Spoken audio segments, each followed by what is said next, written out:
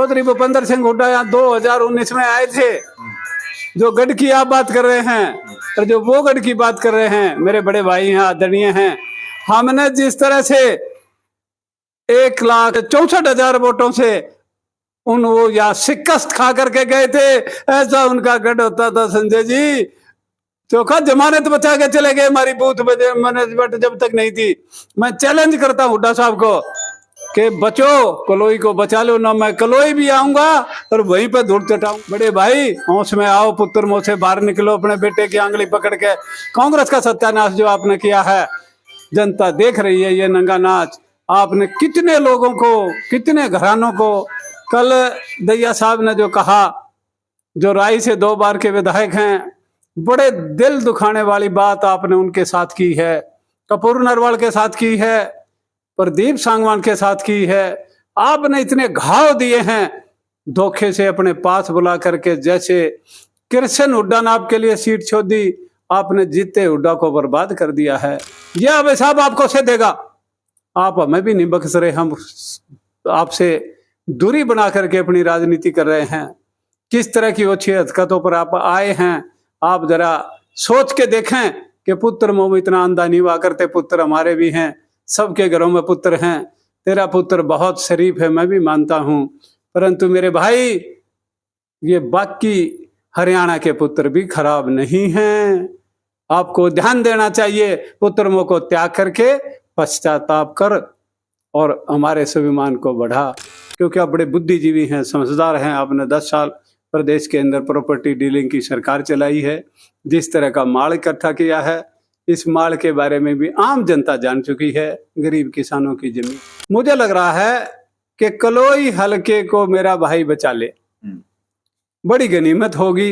बाकी 3 सीटें अमरोहतक की भी जीत रहे हैं। ये चौधरी साहब को मैं चेतावनी देना चाहता हूँ, निवेदन करना चाहता हूँ। हम चाहते हैं कि आप राजनीति में जिंदा रहें। आप कमल का फटका डाल लें और अपनी राजनीति को बचा लें। विरासत किसी की होती नहीं, प्रजातंत्र है। हमारे यहाँ तो सबसे पीछे बैठे कार्यकर्ता मुख्यमंत्री बन सकता है। नमस्कार, चुनावी चर्चाओं के साथ एक बार फिर से मैं मौजूद हूं जिला सोनीपत में, और जिला सोनीपत में मेरे साथ चर्चा करने के लिए मंडल भाजपा प्रभारी वीरेंद्र जी हैं और उनके साथ भाजपा के वरिष्ठ नेता हैं जो राई विधानसभा के प्रभारी हैं आनंद सिंह हुड्डा जी। चर्चाओं का बाजार गर्म है और योगी आदित्यनाथ की सफल रैली के बाद एक बार फिर से सोनीपत जिला चर्चाओं में है और मोदी जी सोनीपत जिले में पधार रहे हैं। वहीं भजनलाल शर्मा जी के कार्यक्रम की भी सूचना हमारे पास है। सीधे वीरेंद्र से जुड़ते हैं, जानते हैं, युवा साथी हैं। पूरे सोनीपत जिले में भाजपा को लेकर के क्या रणनीतियां हैं, खास तौर से जो इनका विधानसभा क्षेत्र है राई में क्या गतिविधियां हैं। वीरेंद्र भाई, बहुत बहुत स्वागत है आपका। आपके सभी दर्शकों को मेरा नमस्कार जी। वीरेंद्र भाई, सीधी मैं चर्चा करता हूं। बड़े नेता, राष्ट्रीय अंतर्राष्ट्रीय स्तर के नेताओं का लगातार सोनीपत में आना जारी है। आनंद सिंह हुड्डा जी स्वयं प्रभारी थे। योगी आदित्यनाथ जी की जाखोली में एक सफल जनसभा आयोजित हो चुकी है और अब नाम आ रहा है मोदी जी का और भजनलाल शर्मा जी का। क्या है, सोनीपत भाजपा डरी हुई है या और ज्यादा बढ़त की ओर बढ़ रही है? हमारा सोनीपत भाजपा, और मैं मूर्थ मंडल का प्रभारी होने के नाते, पीछे योगी आदित्यनाथ जी आए थे, उनसे भारतीय जनता पार्टी में बहुत वोटरों में चाव है और जोश से कार्य कर रहे हैं। हमने मूर्थल मंडल में 76 बूथों में कार्य करते हुए सभी बूथों पर अपने कार्यालय खोल दिए हैं और हम हर बूथ पर 65%, 55%, 70% तक वोट प्राप्त करेंगे और राई विधानसभा चुनाव भारी बहुमत से जीतेंगे। वीरेंद्र भाई, एक बातें हैं जैसे जो राजनीति में प्रशंसक कायम हो जाते हैं कि सोनीपत हुड्डा साहब का गढ़ है और आप लोग बूथ स्तर पर कार्य कर रहे हैं, जबकि कांग्रेस के पास ना तो संगठन है, ना उसके पास कोई इस तरह का बूथ लेवल का मैनेजमेंट कार्यक्रम है। आप उसको एडवांटेज कितना मानते हैं जीत के लिए?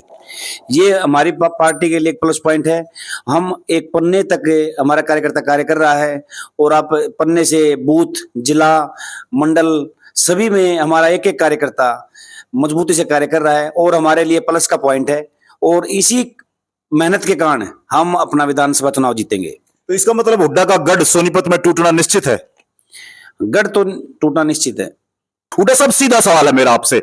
आपने भी दावे किए हैं और आज आपके जो मंडल प्रभारी है वो भी दावा कर रहे हैं, हर बूथ पर 51% से अधिक मत आप प्राप्त कर रहे हैं। कितनी सच्चाई है जी? संजय जी, आपके दर्शकों को, आपको सबको मेरी राम राम। राम राम जी। और मैं बताना चाह रहा हूं जी कि ये 218 के 18 बूथ विधानसभा राय में जी। मेरा अब 51 का दावा नहीं है। योगी आदित्यनाथ जी भी यहाँ अमृत वर्षा करके गए हैं। कल दुनिया के शांति दूत और विश्व के लोकप्रिय नेता भारत के प्रधानमंत्री श्रीमान नरेंद्र मोदी जी गोहाना में रैली करेंगे जी। और इसी के अगले दिन राजस्थान के मुख्यमंत्री श्री भजनलाल शर्मा जी राय के कम्युनिटी सेंटर में रैली करेंगे जी। तो मुझे लगता है राय के कार्यकर्ताओं में, मंडल प्रभारियों में, बूथ प्रभारियों में, त्रिदेव में जिस तरह का जोश है, मैं ये मानता हूं कि 50% बूथ तो हम 80% से ऊपर निकालेंगे और 60% से बूथ हमारा कोई कम नहीं होगा। राय की जीत 50+ आने वाली है और ये कोई चौंकाने वाली बात नहीं। सियासत और वसीयत और परिवारवाद, वंशवाद, ऐसे आरोप लगते रहे हैं। आप युवा हैं और एक ऐसे शहर में बैठे हैं जो पूरी तरह से चर्चित शहर है। आप क्या मानते हैं, भारतीय जनता पार्टी और कांग्रेस में क्या तुलना करना चाहेंगे? जो कार्यकर्ता हो उसको आगे बढ़ाना करना चाहिए। इससे हमारे देश में एक युवा को भी एनर्जी मिलेगी और एक नई सोच को आगे आने का मौका मिलेगा। एक नहीं तो एक ही सोच काम करती रहती है, वो सोच चाहे अच्छी हो चाहे गलत हो। कई बार गलत सोच लंबे टाइम काम कर जाती है तो नुकसान होता है, अच्छी सोच करती है तो फायदा भी होता है। फिर भी एक नई सोच को आगे लाने के लिए हमें वंशवाद को खत्म करना चाहिए।